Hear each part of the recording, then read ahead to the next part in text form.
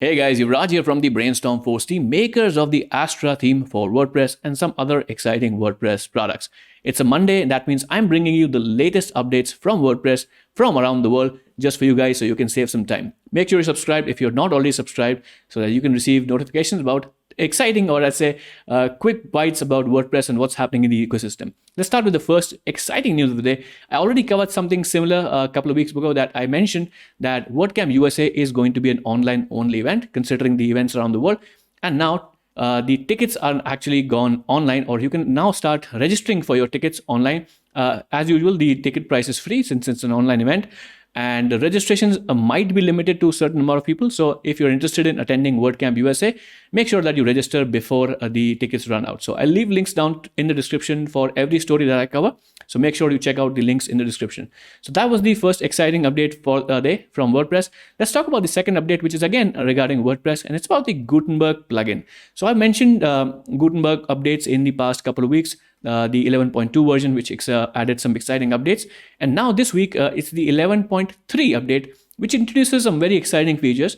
So it introduces the dimension panel, button padding support, and speeds up the insertion process. I'm most excited about the dimensions panel. If you don't know what dimensions are, let me just give you a screen, or let me show you a screen. So dimensions usually, or it's a way to add or customize paddings and margins. So the team actually went with the dimensions panel instead of just mentioning padding and margin, just to keep things simple for people who don't understand web design principles. So there's a lot of exciting things that are happening in the Gutenberg update, or the Gutenberg block, or the Gutenberg plugin, I would say. Ultimately, everything that we see here will make eventually be added to the WordPress core. So I'm excited to look at every update that happens with Gutenberg, and I hope you are excited as well. So that's the second exciting story for the day. Let's go to the next story, which is about WooCommerce. So WooCommerce blocks has been released or updated to 5.7.0. It was recently, or the 5.6 version was also recently released. I did cover that story a couple of weeks ago.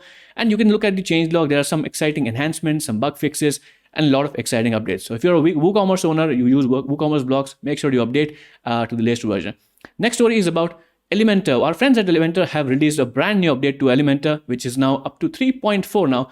And the most exciting feature that they've launched, which I would say every web developer around the globe, or at least the ones that use Elementor, have been cherishing, which is additional breakpoints.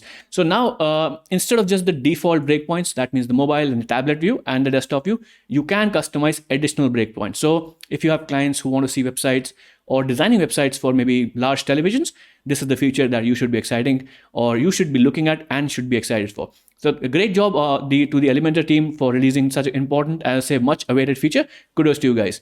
Next, let's talk about the next update. We also have another page builder update, and this time it's Beaver Builder. So Beaver Builder has also released one of their, I'd say, most interesting update in some recent times. The version is called 2.5 Contra, which reminds me of the old NES game. If you played it, make sure to leave that in the comments as well. So 2.5 is a major update. What they say is that they will release the plugin update officially from the My Account page first. That means customers who have already maybe bought the plugin, or I'd say who have actually downloaded the plugin from the website, and maybe it will make its way to the repository very soon. But there are a lot of exciting updates. You can see they have some enhancements. They have also some new exciting features. They've added some landing page templates as well. If you didn't already know, we are fully compatible with Elementor and Beaver Builder. I mean the Astra theme and other products as well. And we also have page builder add-ons for Elementor and Beaver Builder as well. So all the links that I'm mentioning are in the description. You can go check it out. So that was the exciting story about Beaver Builder. Let's also talk about the next exciting update, which is about WordPress funding. No, you heard that right. WordPress has recently, I'd say not recently, but in February, they actually raised $288 million. That's a lot of zeros. And this was announced by Matt.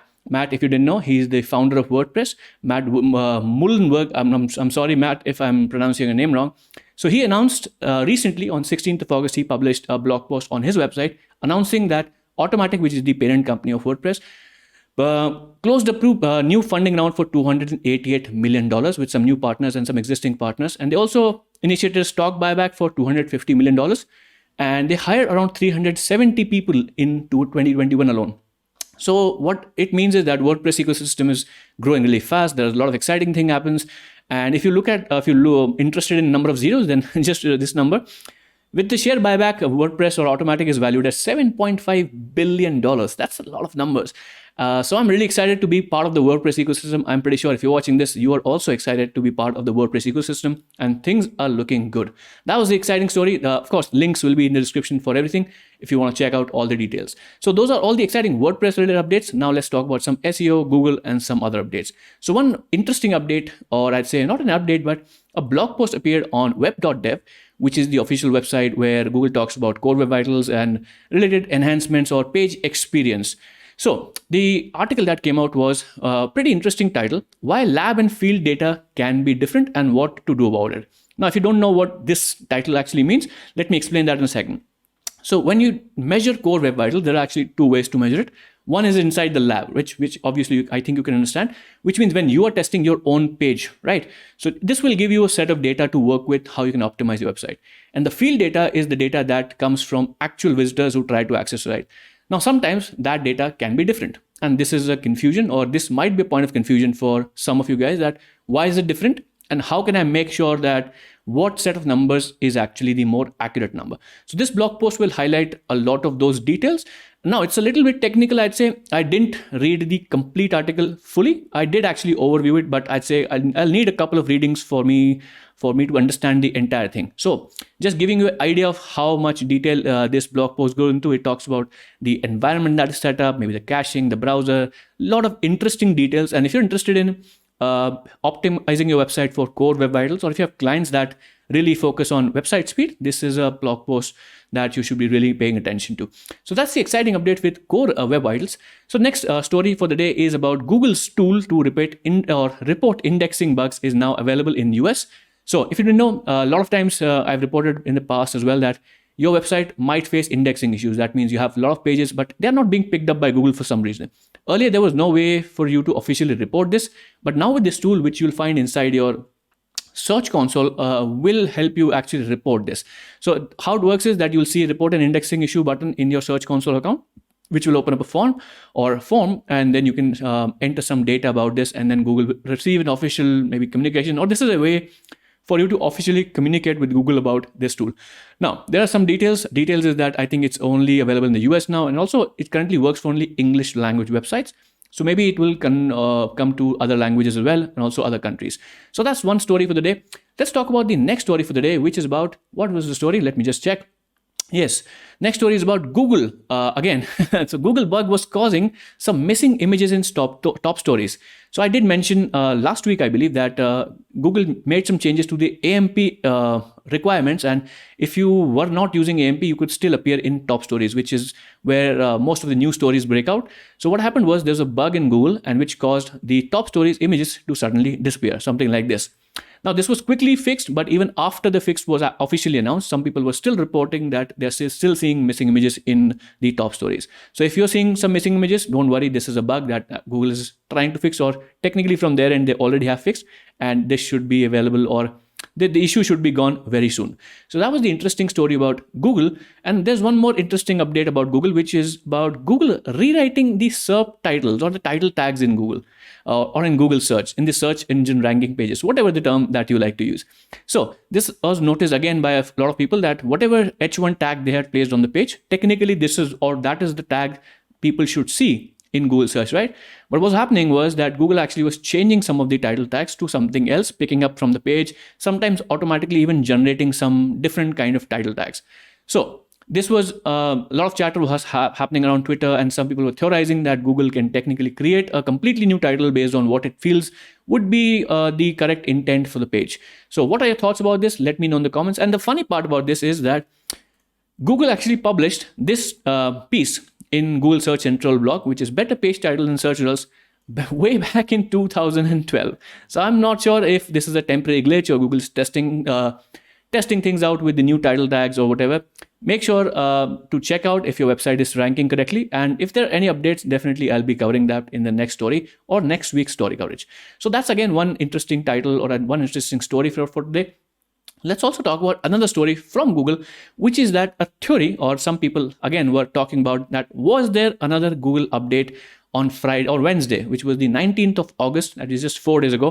And some people were seeing chatter around, or there's the official term is earthquakes around the search engine ecosystem. And a lot of people, or the people who are really big professional in the SEO system, they have their internal tools where they gauge how much Google rankings are fluctuating. So some people were theorizing that this is happening, that Google has been changing some rankings around. Now, this might not be a complete new update. What is happening is, I mentioned a couple of weeks back that multiple Google updates are being rolled out at the same time. There's a link spam update going on, there's a Core Web Vitals update going on, and there's one more update, which is, I believe, the Core July update. That's also in progress. And sometimes Google did mention that this might take some weeks or months to completely roll out. So this might be just some aftermath or after effects of any of those updates. So if you're seeing some rankings or ranking fluctuations for your website, your client's websites, maybe this is the cause of that. So again, that's the exciting update for the day. Let's also talk about one exciting story or one interesting new feature which one person actually noticed.